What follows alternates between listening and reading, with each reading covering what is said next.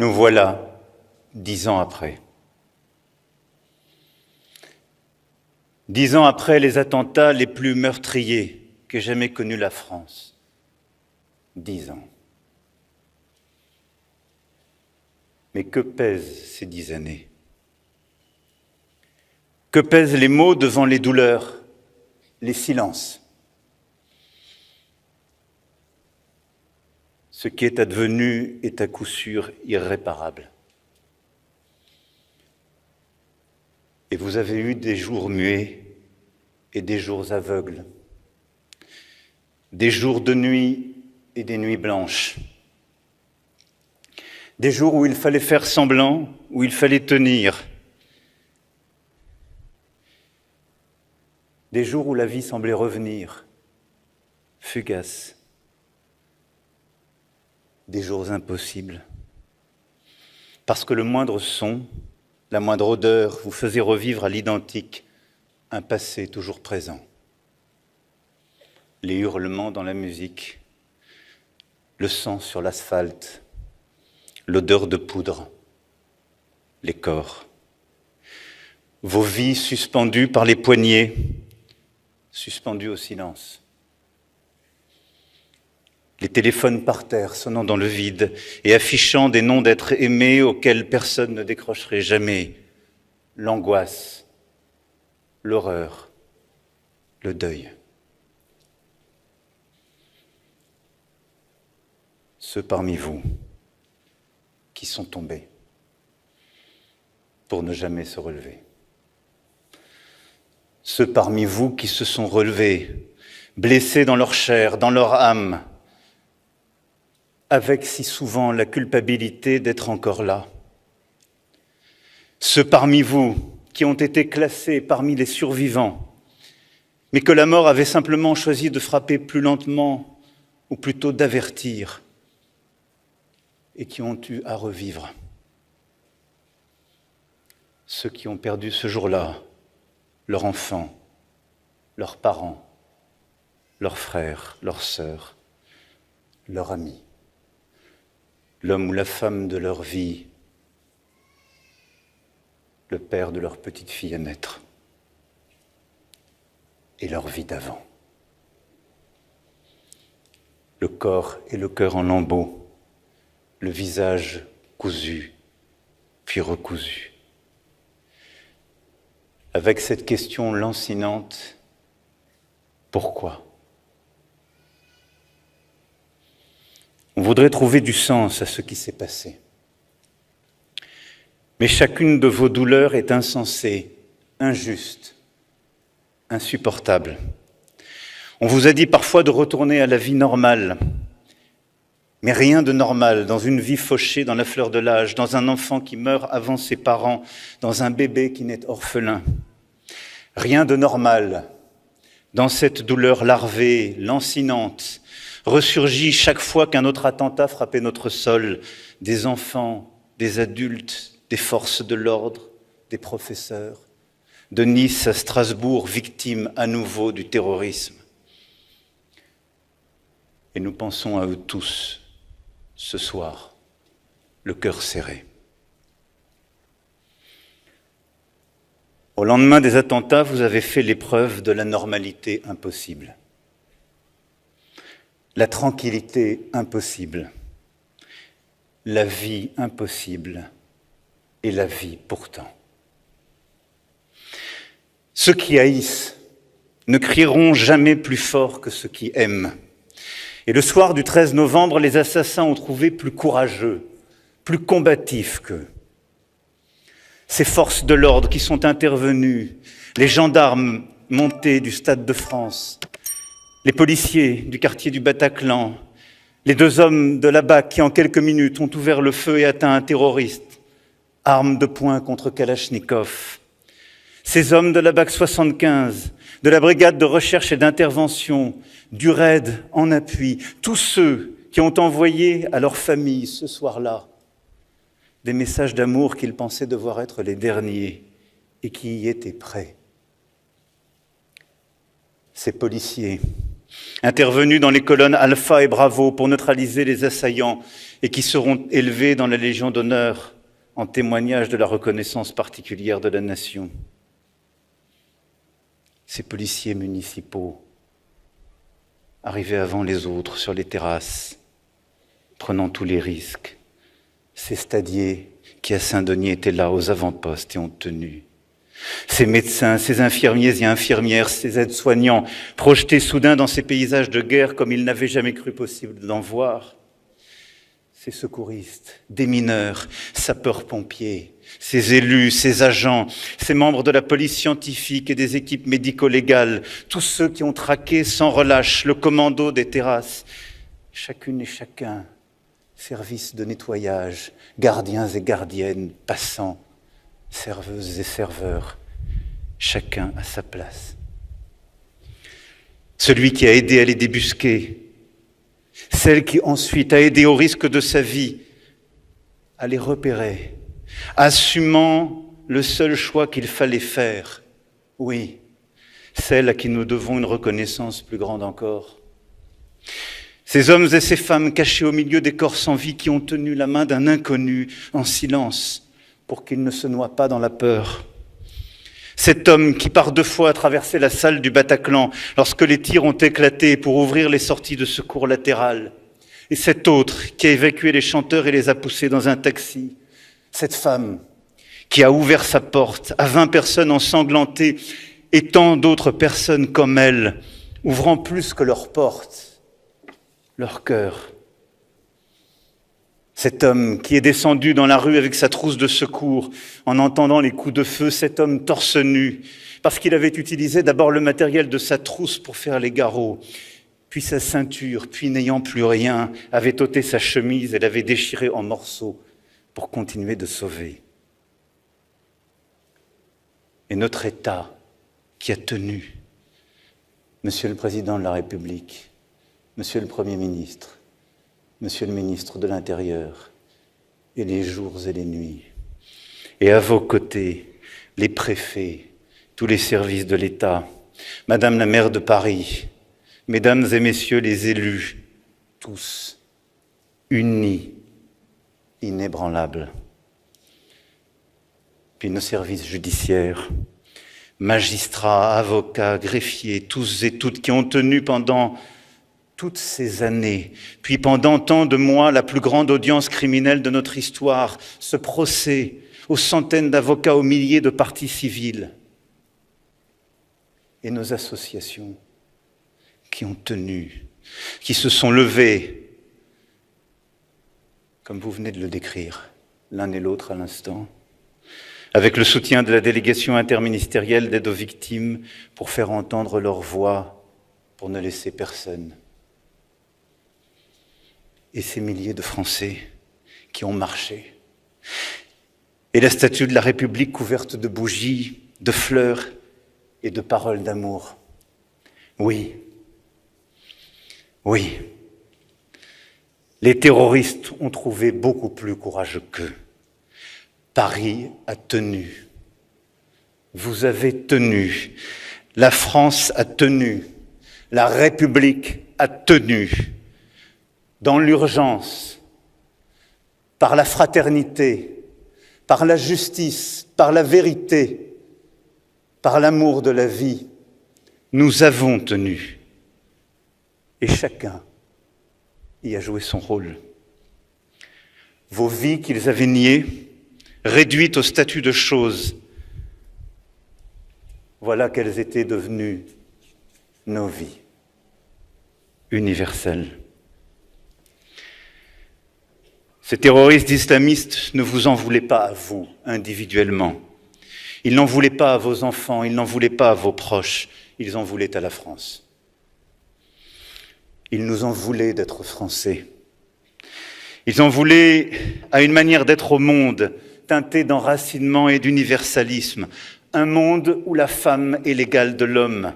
Un monde où l'on rencontre l'autre dans sa différence, où on le considère à visage découvert, face à face, où chacun peut penser ce qu'il veut et dire ce qu'il pense, jouer la musique qui lui chante, exprimer la foi qui l'anime ou l'absence de foi, protégée par la laïcité. Un monde où Voltaire le dispute à Molière, un monde de culture où l'on chante, où l'on danse, où l'on aime le théâtre.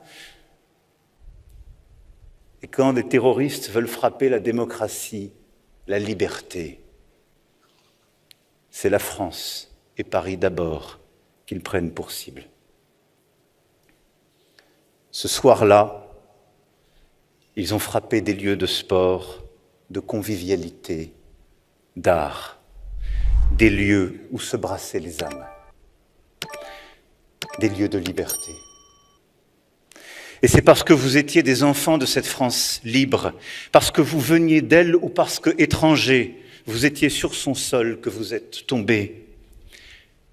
Vous veniez de 17 pays, mais aux yeux des meurtriers, vous étiez tous des enfants de France. Au lendemain de l'attentat, une femme avec nous ce soir a récupéré les effets que l'homme de sa vie portait sur lui. Parmi les papiers de son portefeuille, sa carte électorale.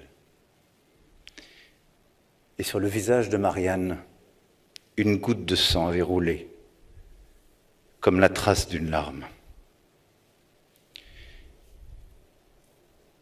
Les disparus du 13 novembre ne sont pas simplement des victimes de la haine, ni d'une abstraction vague.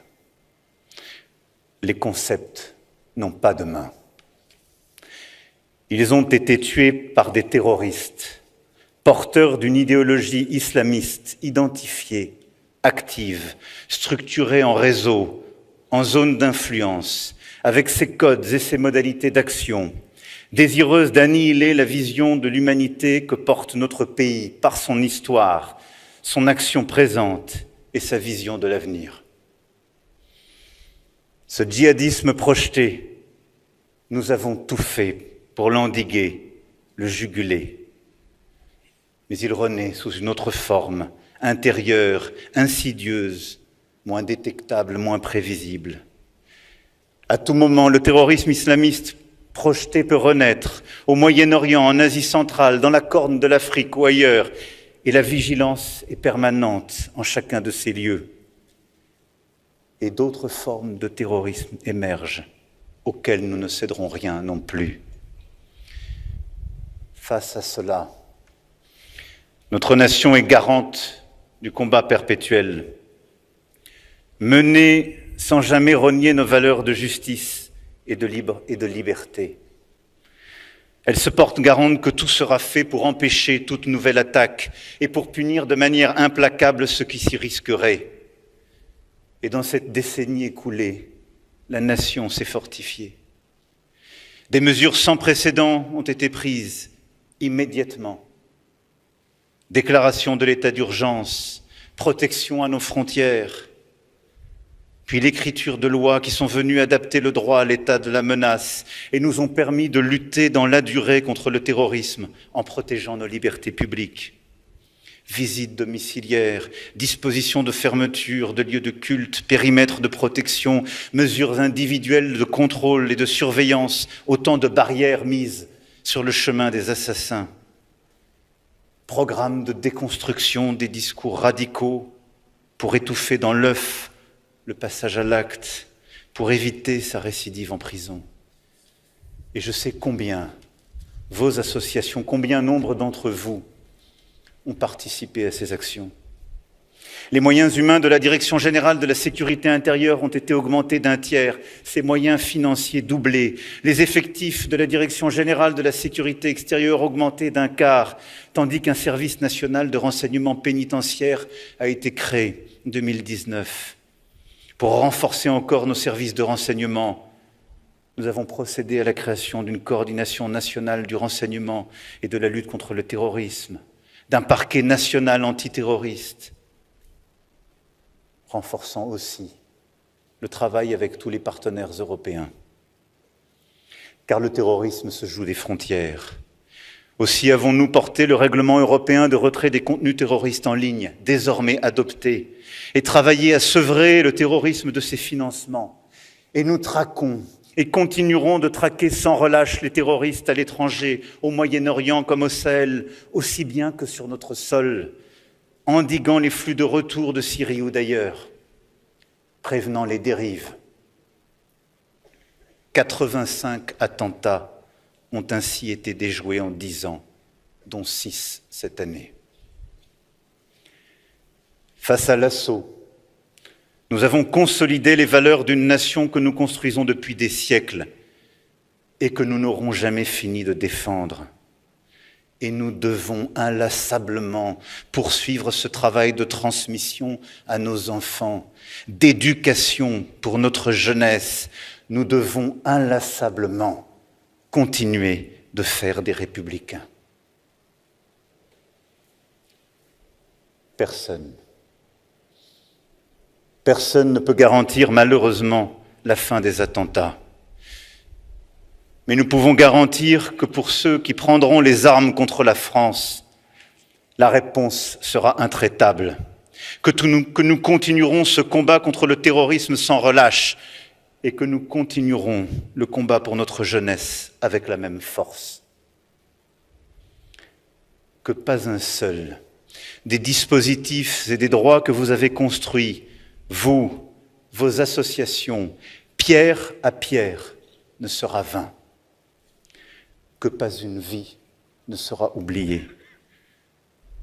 Que pas une goutte de vos larmes ne sera perdue. Non. Il n'y a pas de sens, pas de justification à votre douleur.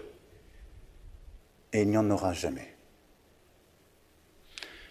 On ne peut pas donner de sens au 13 novembre. Mais on peut donner un sens au 14 novembre, à chacun de vos lendemains, à chacun de vos pas, qui, mis bout à bout, nous racontent une histoire de courage, d'entraide, de vie. Une histoire de vigilance, car à toute heure du jour, désormais, une partie de la nation reste aux aguets, du levant au couchant, tendue vers la sûreté de ses enfants. Une histoire de mémoire, avec notre musée mémorial du terrorisme, qui, implanté dans le 13e arrondissement de Paris, transmettra aux générations de demain l'histoire de la violence terroriste, de ses victimes et des réactions de nos sociétés tournées autant vers le passé que vers l'avenir. Une histoire d'espérance, un printemps de fraternité, chère Anne Hidalgo, d'un jardin de fleurs bleues, de fleurs blanches, de baies rouges, qui nous rassemble autour des noms de ceux qui sont tombés. Symbole de la force de notre nation, qui sur le terreau de la mémoire s'unit, fait bloc et toujours se hisse à la hauteur des temps. Oui, unis et ensemble. C'est par notre force pour mener ces combats que nous serons à la hauteur de ces lendemains, revivre plus fort encore, porteurs de ce que nous sommes et qu'ils voulaient abattre. Chacun de vos pas, chacun de vos jours, depuis 10 ans, porte ce sens et ce qui nous tient. L'esprit de résistance. Par lui, la mort est découronnée, vos vies relevées, l'amour de la France consacré. Il voulait semer la mort, vous avez rehaussé la vie. Il voulait nous paralyser par la peur, ils ont décuplé notre vigilance, l'amour de nos valeurs, notre appétit de vivre. Ils voulaient diviser et nous sommes unis. Ils voulaient effacer. Ils nous ont rappelé que nos combats étaient universels et nous sommes là et nous tiendrons à vos côtés demain encore pour vous pour ceux qui ne sont plus, pour leurs enfants. Vive la République, vive la France.